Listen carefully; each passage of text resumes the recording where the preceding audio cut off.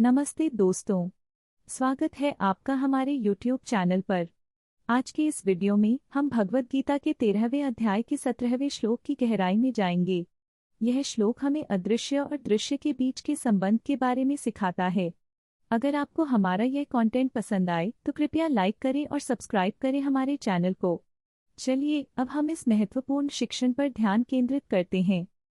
अव्यक्तं व्यक्तिमापन्नं मन्यन्ते तत्त्वविदो जना।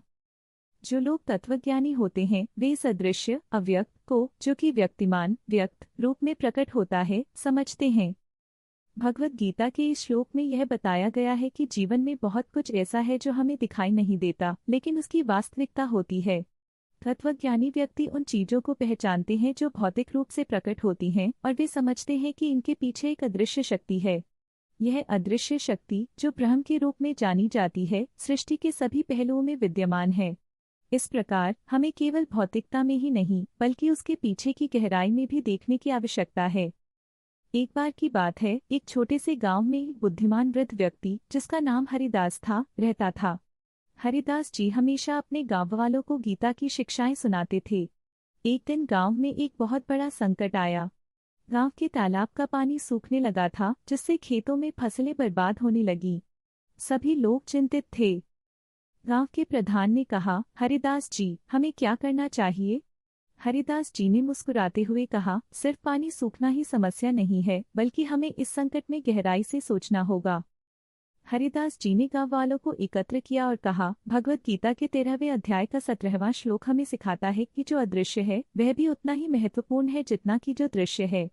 हमें अपने तालाब की देखभाल करनी होगी, लेकिन सबसे पहले हमें अपने आप में आत्मनिरीक्षण करना होगा। गांव वालों ने हरिदास जी की बात सुनी और एकजुट होकर तालाब की सफाई करने का निर्णय लिया। उन्होंने तालाब के चारों ओर लगे कूड़े को साफ किया और पानी फिर से भरने लगा। सभी ने मिलकर काम किया और जल्द ही तालाब फिर से भर गया। गांव के लोग खुश थे। एक व्यक्ति ने कहा, हरिदास जी, आपने हमें सिखाया कि हमें केवल बाहरी समस्याओं पर ध्यान नहीं देना चाहिए, बल्कि हमें अपनी आत्मा और अपने कार्यों की भी देखभाल करनी चाहिए। हरिदास जी ने मुस्कुराते हुए कहा, बिल्कुल सही। हमें अदृश्य शक्तियों को समझना चाहिए क्योंकि वे हमारे जीवन के हर पहलू को प्रभावित करती हैं। इस घटना ने गांव वालों को एकजुट किया और उन्हें यह भी सिखाया कि कठिनाइयों में एकता और समझदारी से काम करना कितना महत्वपूर्ण है। तो दोस्तों, इस कहानी से हमें यह सीख मिलती है कि हमें केवल भौतिकता में नहीं बल्कि उससे परे की गहराई में भी देखना चाहिए।